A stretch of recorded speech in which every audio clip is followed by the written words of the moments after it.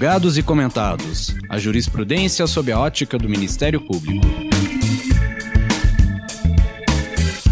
Uma produção Ministério Público do Paraná.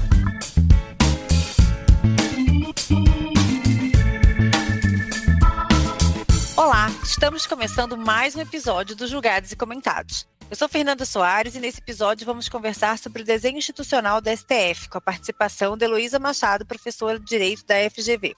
Diante do acervo volumoso e da necessidade de dar vazão a essas demandas, o STF buscou e implementou mecanismos tecnológicos para a tramitação processual. Neste contexto, surge o plenário virtual, inicialmente introduzido em 2007, com o propósito específico de decidir sobre a existência ou não de repercussão geral em recursos extraordinários.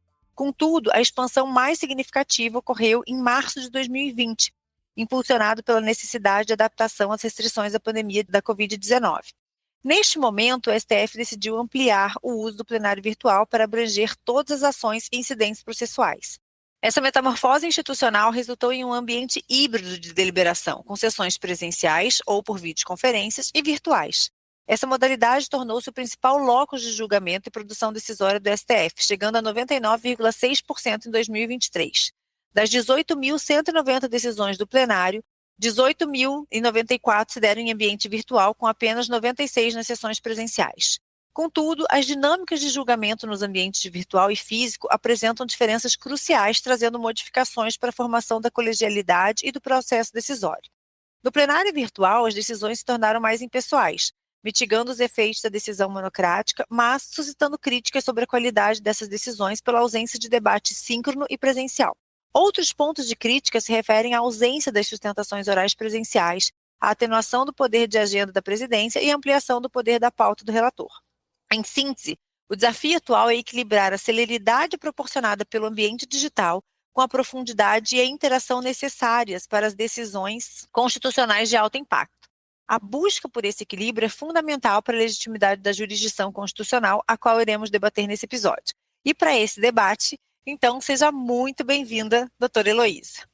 Olá, Fernanda, é um prazer conversar com vocês sobre o desenho institucional do Supremo Tribunal Federal, as suas competências e as características do plenário virtual que têm sido estudadas, analisadas e criticadas por grande parte da academia e também pelos operadores da justiça que atuam ali no Supremo.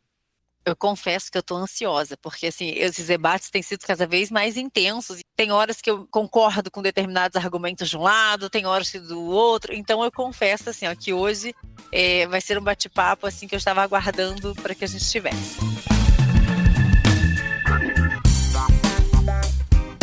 Doutora Heloísa, a jornada no plenário virtual no STF começou restrita à análise da repercussão geral em recursos extraordinários.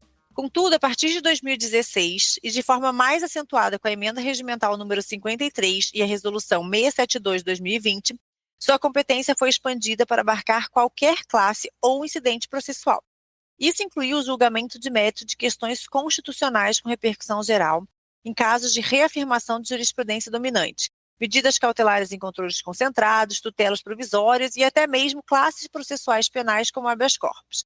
Diante da significativa ampliação da competência do plenário virtual, passando de um filtro processual para um ambiente de julgamento de mérito com todas as classes processuais, quais os critérios e as implicações dessa escolha para a jurisdição constitucional exercida pelo STF? E mais, doutora Heloísa, como essa expansão se alinha com o objetivo original de dar vazão ao acervo processual? Essa é uma grande questão, Fernanda, porque hoje, se a gente olha para o Supremo Tribunal Federal, a gente vai ver que ele é um tribunal que decide de maneira predominante no plenário virtual, uma quantidade de decisões muito maior do que no plenário físico. E ao longo dos últimos anos, a gente pôde perceber que o tribunal foi testando o alcance, o tamanho que esse plenário virtual teria e a maneira também de interação com as partes do processo.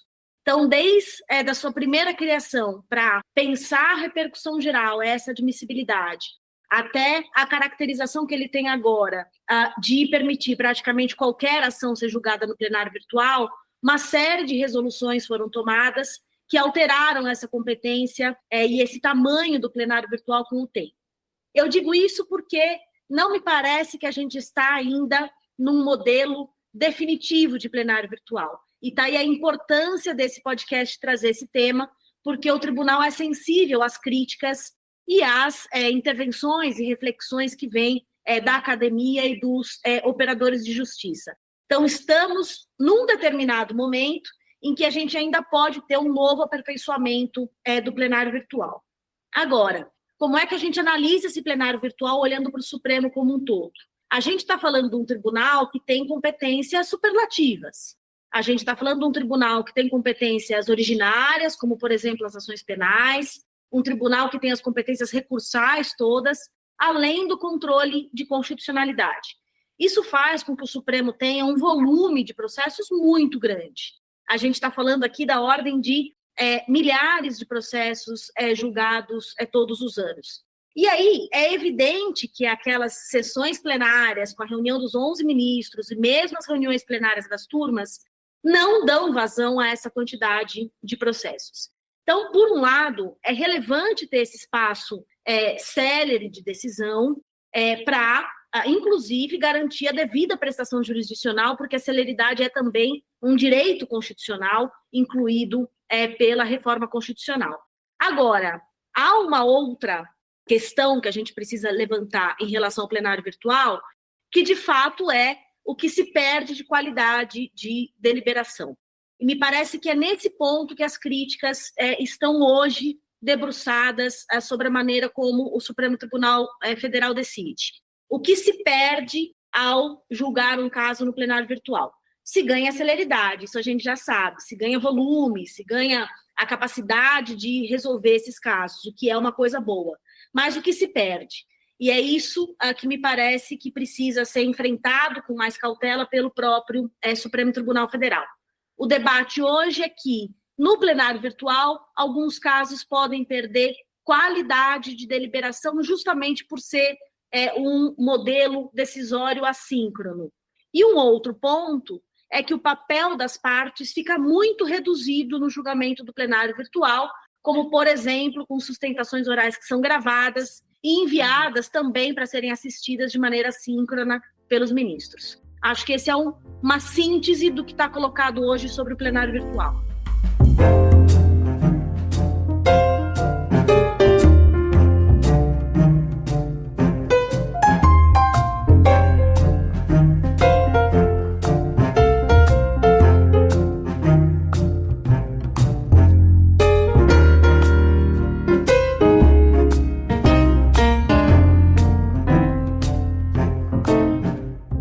O plenário virtual, doutora Heloísa, ele opera então através de uma plataforma online, acessível 24 horas por dia aos ministros, com sessões programadas semanalmente.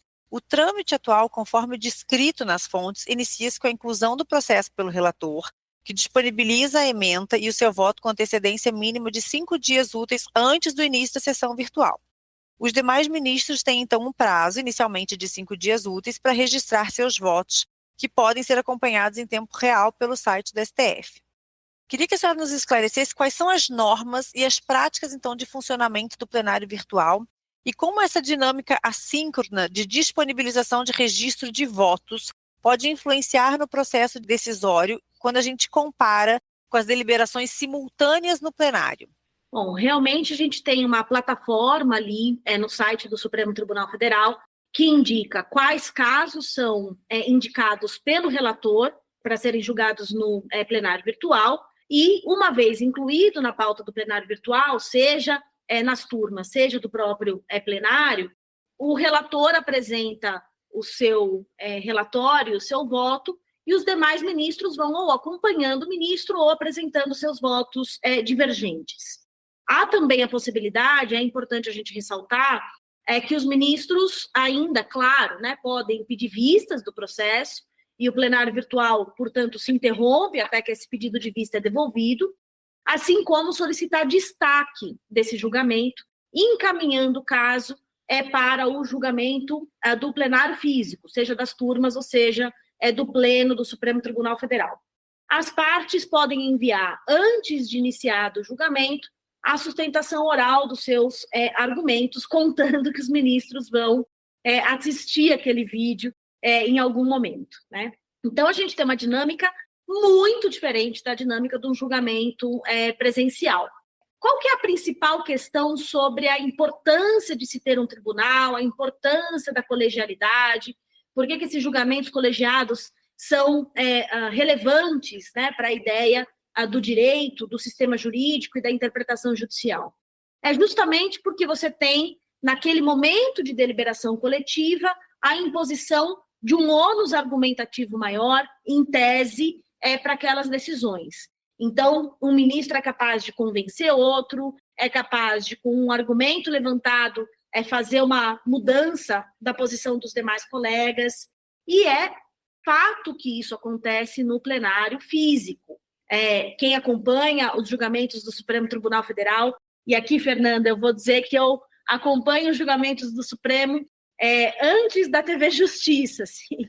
Faz pelo menos uns 25 anos que eu acompanho as sessões do Supremo Tribunal Federal e faço pesquisas nessa área, e a gente percebe que há uma interação entre os ministros no julgamento, há também o impacto das sustentações, um argumento ou outro levado é capaz de mudar os rumos de um julgamento. Então, de fato, é uma dinâmica diferente e vale a pena a gente pensar se qualquer tipo de ação merece estar no plenário virtual ou se deveria haver um critério, como já houve, inclusive, na definição do plenário virtual, sobre classes processuais ou temas considerados mais relevantes que exigiriam, vamos dizer assim, uma deliberação síncrona e presencial, né? Tem uma questão de transparência também. A gente está falando, e acabou de falar aqui da TV Justiça, né? Isso revolucionou também a maneira como o Supremo Tribunal Federal foi visto pela sociedade, acompanhar os julgamentos, saber quem são os ministros, as suas razões, como eles se portam, tudo isso é relevante para uma corte constitucional. E isso também se perde no plenário virtual. E um outro problema, que eu acho que é bem relevante aqui, são sobre os critérios que fazem com que o caso fique no plenário virtual ou vá para o plenário físico. Hoje a gente não tem transparência sobre esses critérios. Acaba sendo uma decisão do relator se ele vai encaminhar um caso para o plenário virtual ou para o plenário físico. E a gente, me parece, né, como jurisdicionados aqui, como atuantes no tribunal, a gente mereceria saber essas razões do porquê um caso é julgado num espaço e não em outro, já que há diferenças significativas na maneira como a deliberação acontece. A gente sabe que esse é um debate que já tem sido feito pela academia, uma série de pesquisas que mostram tanto essa diferença entre os plenários, como também a necessidade de ter mais transparência sobre esses casos, mas que eu saiba, não há nenhuma iniciativa no Supremo Tribunal Federal para tornar essa escolha mais transparente. E isso é um problema. Um outro ponto relevante quando a gente fala de plenário virtual. Há pautas de plenário virtual que chegam a mais de 1.000 processos. E aí a gente também volta a se questionar se será capaz um ministro de julgar 1.000 processos no período de uma semana do plenário virtual. E mais, então, né? Além de ele julgar, se ele será capaz, por exemplo, de assistir sustentações orais referentes, ainda que nem todos façam, mas assim, se metade o fizer, ele teria capacidade de assistir essas sustentações orais? Exatamente.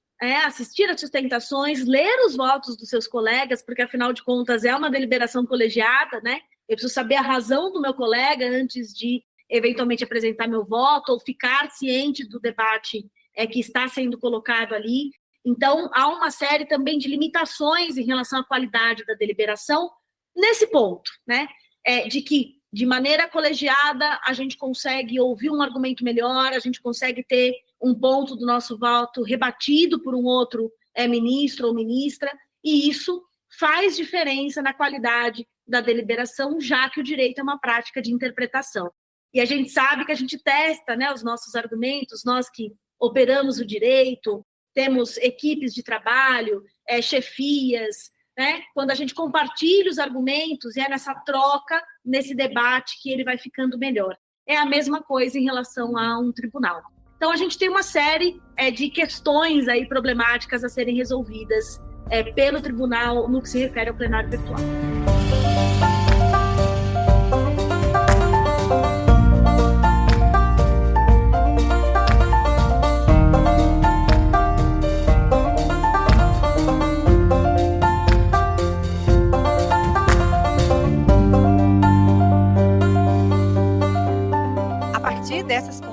colocações todas que a senhora fez, qual a influência desse plenário virtual no que se refere à construção, então, de uma posição institucional da Corte para determinados temas, uma vez que muitos deles, por exemplo, a gente fica sem essa discussão efetiva do colegiado? Olha, Fernanda, grande questão. Me parece que falta uma transparência maior desses critérios do que fica em cada espaço, e nós não conseguimos alcançar ainda, né, um acompanhamento do plenário virtual como a gente faz dos plenários físicos, né? Então, também é um volume muito grande de decisões com as quais a gente precisa lidar e aprender. Mas o que a gente já consegue perceber em relação a algumas pesquisas? Nós fizemos lá na Fundação Getúlio Vargas, onde eu sou professora e coordeno um centro de pesquisa que se chama Supremo em Pauta, nós fizemos uma pesquisa sobre como o Supremo Tribunal Federal se comportou nas ações relacionadas à pandemia. E a gente fez 3 recortes. Ações relativas à pandemia de Covid-19, que questionavam ações do governo federal, ações relativas à pandemia de Covid-19 que não estavam relacionadas ao governo federal e ações que não estavam relacionadas à pandemia de Covid-19. E a gente pôde perceber uma diferença muito grande de tratamento institucional dado a cada um desses casos. Então, a gente percebeu que o Supremo Tribunal Federal, nas ações relacionadas à pandemia de Covid-19 que envolviam o governo federal, e a gente sabe que à época houve um grande embate entre as políticas do então presidente Jair Bolsonaro e o Supremo Tribunal Federal, no que se refere à Covid-19, a gente percebeu que esse grupo de ações era preferencialmente julgado no plenário físico, com transmissão da TV Justiça, né, e de maneira síncrona. Então, o tribunal fazia questão de expor publicamente ali os seus argumentos, as suas razões e o resultado das decisões. Os demais casos eram inversamente proporcionais. Eles eram levados, sobretudo, ao plenário virtual. O que esses dados mostram para a gente? Que o tribunal, institucionalmente, atua e escolhe, pelo menos nesse caso isso ficou comprovado, para qual espaço de julgamento ele vai levar alguns temas. O que também nos leva a concluir é que há diferença entre esses espaços, né? E um deles é justamente essa capacidade de expor com clareza e diretamente as suas decisões em temas tão relevantes como, por exemplo, o controle da pandemia de Covid-19. Então, o que a gente olha agora em termos de pesquisa é para comportamento jurisdicional e institucional. Já que a gente não tem um critério claro do que fica em cada espaço, a gente precisa entender como o tribunal tem usado cada um desses espaços. E, por enquanto, ele tem usado o plenário físico para temas de grandíssima relevância, quando ele quer que essas razões apareçam publicamente, e o plenário virtual para a maior parte dos outros casos. A gente teve um debate parecido com esse também, relacionado ao 8 de janeiro, e ainda com uma camada maior de complexidade, porque a gente está falando de ações penais, não é? De julgamentos que seguem ali um rito muito estrito de devido processo legal, cuja diminuição da participação da defesa pode trazer, de fato, reflexos complicados ali para o desenvolvimento desses julgamentos. Nessa sua fala, professora, destaca muito essa parte que a senhora falou assim, de decisões que ele quer que apareça. E aí a gente tem que, assim, refletir, e aí peço até a ajuda da senhora para essa reflexão, se esse tipo de escolha acaba não dando ao STF um poder que vai para além do poder que ele deveria ter, né? Porque a partir do momento que ele faz certas escolhas, do que ele vai mostrar como julgamento, por vezes ele acaba tendo quase que um viés político, porque certas escolhas, certos temas, quando pautados para o julgamento no presencial e ali amplamente disseminado, você influencia certas questões e no país, no nosso momento, é um tanto quanto complicado, né? Então, assim, essa falta de um critério para a gente entender o que vai para o plenário virtual e o que não vai, sobretudo com esse peso que a senhora deu aqui nesse momento de que, né, eles escolhem o que vai aparecer ou não, fica um tanto quanto complexo, né? Porque há quase que um direcionamento a partir disso, se a gente for ver. Fica assim, a gente não consegue traçar ainda nas pesquisas que os julgamentos teriam resultados diferentes. Isso a gente não consegue comprovar pelas pesquisas. mas é fato que são espaços com grande diferença, sobretudo no que se refere à publicidade e à forma como o julgamento é tornado público através também da TV Justiça, com imagem, com os próprios ministros falando os seus votos. Isso faz muita diferença para a inteligibilidade da decisão e também, lógico, né, para que ela seja depois propagada e divulgada na sociedade. Agora a gente está falando que, de fato, né, todo o poder que é dado ao Supremo, que não tem uma transparência, uma regra processual que determine como esse poder deve ser exercido, traz ali um potencial mesmo de problema e politização do tribunal. Então, a gente está falando aqui do que vai para o plenário físico e do que vai para o plenário virtual. A gente tem uma outra grande questão dos tribunais, e o que vai para a pauta e o que não vai para a pauta. Um ministro da Suprema Corte Americana dizia que são mais relevantes que os julgamentos são aqueles casos que não são levados a julgamentos, né?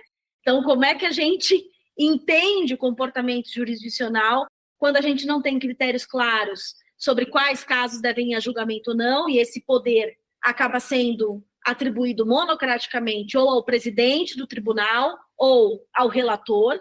Também não há critérios claros sobre isso, e precisaria ter critérios claros sobre isso, assim como qual instância de julgamento eu vou escolher, se eu vou para o plenário virtual ou se eu vou para o plenário físico. Cada vez que essas escolhas ficam opacas, que não há um regramento claro, isso vai, querendo ou não, aumentando a discricionariedade do tribunal, a possibilidade de politização dessas decisões e tornando também a sociedade mais desconfiada sobre a maneira como esse poder é exercido, né? O tribunal deveria ter regras mais claras sobre esses dois pontos, não só sobre o que é julgado e não é, sobre o que vai também para o plenário físico e o virtual.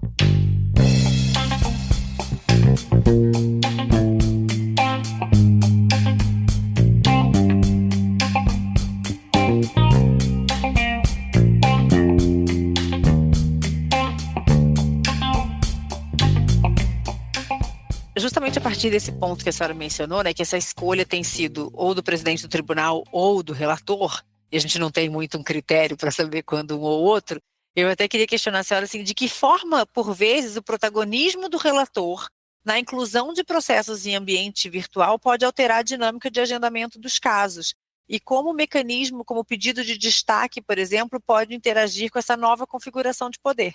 Bom, a gente teve sempre uma crítica muito grande dada à falta de transparência do poder de pauta da presidência do Supremo Tribunal Federal. Então, os casos que iam a julgamento no plenário, eles necessariamente passavam pelo poder de pauta da presidência. Com a instituição do plenário virtual, isso muda, e os relatores passam a conseguir incluir os seus casos de julgamento, independentemente do aval da presidência.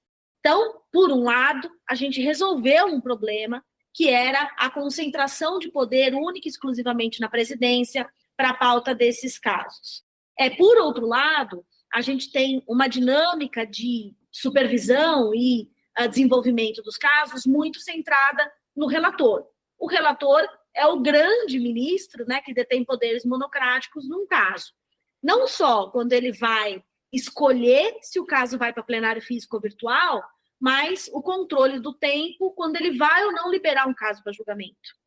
E esse é o grande poder que o relator tem, me parece até maior do que o eventualmente concessão de medidas cautelares, né? É ele que define o ritmo daquele caso e quando esse caso será ou não levado para a pauta de julgamento, seja no físico ou no virtual. Quando a gente fala de poderes monocráticos e competências colegiadas no Supremo Tribunal Federal, talvez a gente esteja falando do grande tema que recebe atenção e propostas de mudança institucional. Por um lado, como minimizar os poderes monocráticos e torná-los mais transparentes, para evitar que um Supremo Tribunal Federal sejam, na verdade, 11 Supremos Tribunais Federais, né, que cada ministro adote seus critérios, suas regras e seus tempos. E, por outro lado, explicar o tanto que a colegialidade fortalece o tribunal.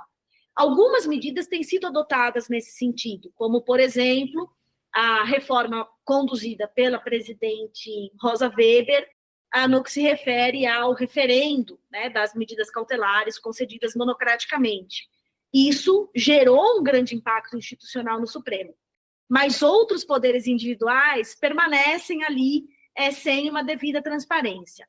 O pedido de vista também recebeu um tratamento regimental, também na presidência da ministra Rosa Weber, com um indicativo ali de sessões limite para devolução desse voto. E aí você, de certa maneira, impedia que o processo de vista se tornasse um veto ao julgamento. Muitas vezes isso acontecia. O ministro pedia vistas, não devolvia, e aquilo era, na verdade, um veto à deliberação colegiada. Com um prazo de devolução, você, no máximo, consegue atrasar um pouquinho aquele julgamento, mas a gente não tem mais um poder de veto como antes era estabelecido. No plenário virtual, a gente tem essas mesmas regras no que se refere ao prazo da devolução do pedido de vistas e a possibilidade, querendo ou não, de que qualquer ministro peça destaque do caso para que ele vá a um plenário físico. E aí a gente tem uma das raríssimas situações em que ministros podem contrapor ou controlar os atos entre si. A gente sabe que não há hierarquia entre os ministros, que são raríssimas as hipóteses em que o ministro pode representar ali, né, um óbice a decisão do outro, mas o pedido de destaque acaba sendo um poder concedido aos demais ministros para que controlem essa decisão do relator, se aquele caso vai ser no plenário físico ou no plenário virtual. Não tem sido muito frequente, dado o volume de casos do plenário virtual, mas a gente tem visto que em uma série de casos isso foi, inclusive, relevante, né? Para que a decisão tivesse um maior aprofundamento, para que eles tivessem condição, de maneira dialogada e síncrona, de resolver questões complexas. Então, como eu te disse, logo no comecinho aqui desse podcast, a gente está falando de um modelo que está em desenvolvimento e sendo aperfeiçoado enquanto a gente conversa aqui e enquanto o tribunal julga esses milhares de casos toda semana.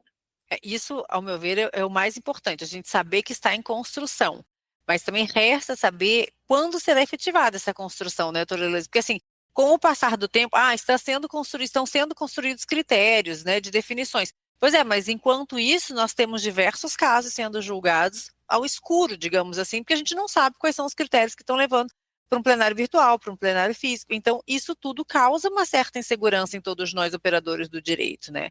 Então, assim, se a gente soubesse quando que esses critérios efetivamente serão construídos, quando nós teremos uma transparência, seria uma coisa, eu acho que talvez acalmaria os nossos corações de operadores do direito como um todo. Mas enquanto a gente está, assim, né, nessa construção um tanto quanto vaga, sem a gente saber quando e como, eu acho que fica complicado, assim.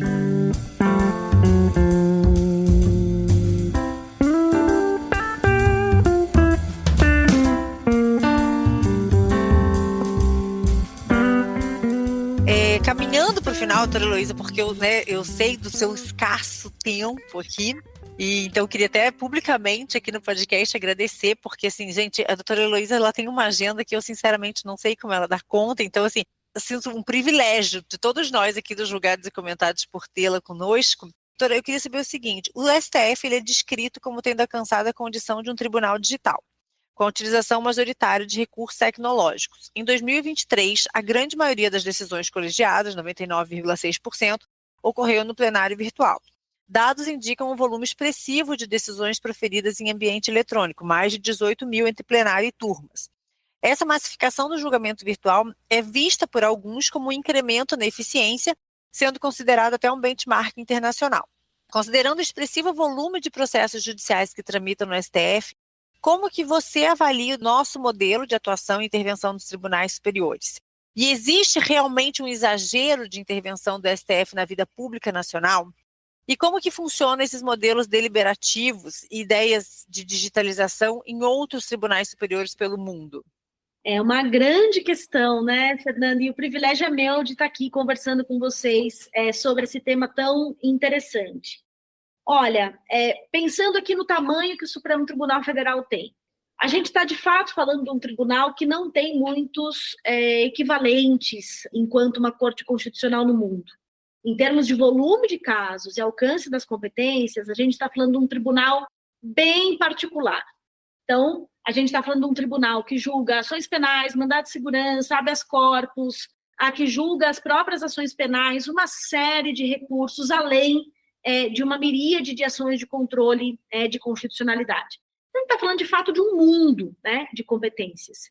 E há uma agenda bem relevante que pensa reformas para o Supremo Tribunal Federal, uma agenda de reformas que, inclusive, parte delas é pensada pelos próprios ministros, a de como reformular essas competências para que o Supremo não fique sendo um tribunal tão grande e possa se dedicar à sua principal vocação de controle de constitucionalidade. Mas pouco avançaram essas discussões ao longo dos últimos anos. E a consequência dessas competências superlativas que a lei e a Constituição deram ao Supremo Tribunal Federal é que, de fato, ele tem na sua agenda temas de grande impacto para a sociedade, de relevância econômica, política, social, e ele não deixa de ser provocado todos os dias por todos esses atores. Então, e a gente sabe, né, que o Supremo só pode se pronunciar quando provocado, a gente está falando de uma enorme agenda que está dada ao Supremo Tribunal Federal, seja por partidos políticos, por associações de classe e pelos jurisdicionados em geral. O que a gente precisa para que este tribunal tenha condições de fazer jus a essas competências todas um processo constitucional que se mantenha estável, previsível, seguro e uma maior clareza sobre esses pontos de opacidade que ainda recaem sobre alguns poderes dados aos ministros e aos colegiados, né?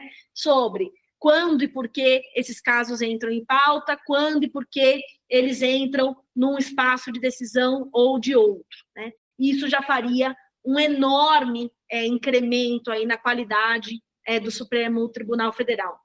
Agora, que não há dúvidas de que a revolução digital, né, que, salvo engano, começou com a ministra Ellen Grace há muito tempo.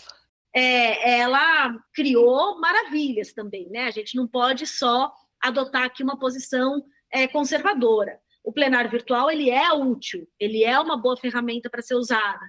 Ele precisa de um ajuste fino sobre a qualidade das decisões, a interação das partes e clareza sobre os critérios dos casos que são julgados ali.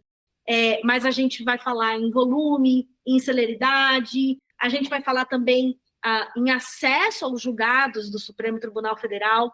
A primeira pesquisa que eu fiz, eu estava no 3º ano da faculdade, lá por 97, 98, e eu precisava ligar para o Supremo Tribunal Federal para pedir o envio de cópias, xerox dos julgamentos, né? Porque eles não eram digitalizados ainda. Então, a transparência que o Supremo Tribunal Federal dá às suas decisões é enorme. A gente está aqui falando de opacidade do plenário virtual, mas os votos estão todos lá, disponíveis para quem quiser ler, né? Absolutamente públicos. A gente está falando de uma opacidade ali da deliberação, da escolha do caso que vai para aquela instância ou não.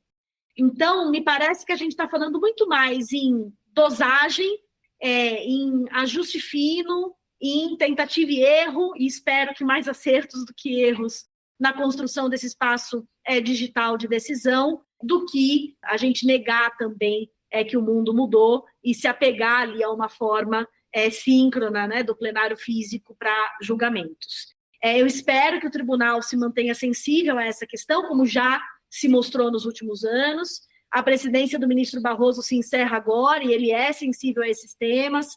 Começaremos em setembro a presidência do ministro Edson Fachin, que também é sensível a essa dinâmica, que também se preocupa com a reputação do tribunal e o controle dos poderes monocráticos. Então, eu estou otimista no que se refere ao aperfeiçoamento desse modelo, Fernanda. Olha, eu vou até aproveitar para encerrar nesse momento com essa sua fala que está otimista, porque eu acho que isso vai acalentar o coração das demais pessoas que nos ouvem, porque eu penso assim, se a senhora, que é uma estudiosa, está otimista, isso dá assim, a possibilidade de que os nossos ouvintes também o fiquem, tá? Então, eu prefiro que a gente encerre assim, do que correr riscos deles saírem daqui assim um pouco decepcionados com as perspectivas futuras, né? Não, são boas, as perspectivas são boas. Porque, assim, é um tema muito sensível, assim, e é um tema, na verdade, muito pedido. A gente já tinha trabalhado ele aqui, um outro olhar, e é um tema que a gente percebe, assim, que ainda vai gerar muitas inquietudes, né? Porque a repercussão na nossa atividade de fim, ela é muito grande, né? Então, sem dúvida. Vamos encerrar com um olhar otimista, eu vou ficar quieta, é melhor, e a gente encerra assim.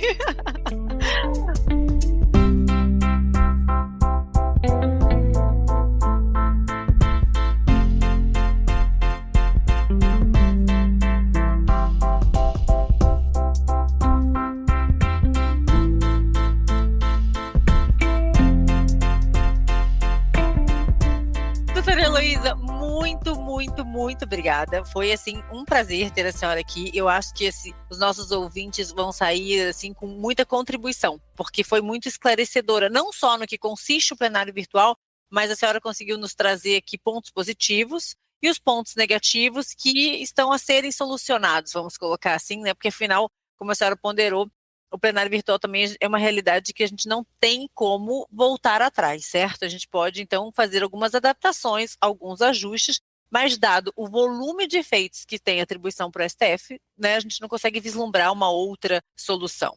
Pois e acho que o nosso papel, né, enquanto academia, operadores do sistema de justiça, é apontar críticas para que elas sejam pensadas pelo tribunal e haja um aperfeiçoamento, né? O que nós queremos aqui é um tribunal mais célere, com maior capacidade de dar decisão, de dar boas decisões e com transparência. Então, imbuída com essa motivação aqui de aperfeiçoamento institucional que a gente faz todas essas pesquisas, e para mim foi um enorme prazer conversar com vocês. Prazer foi todo nosso, mais uma vez, obrigada. E você, nosso ouvinte, não se esqueça de nos seguir no aplicativo de sua preferência e também em nossas redes sociais. Procure no Instagram por ESMP_PR ou acesse no perfil da descrição do episódio. E aproveite também para nos enviar sugestões de temas, dúvidas ou comentários. Estamos esperando. Gente, muito obrigada e até a próxima. Uma produção Ministério Público do Paraná.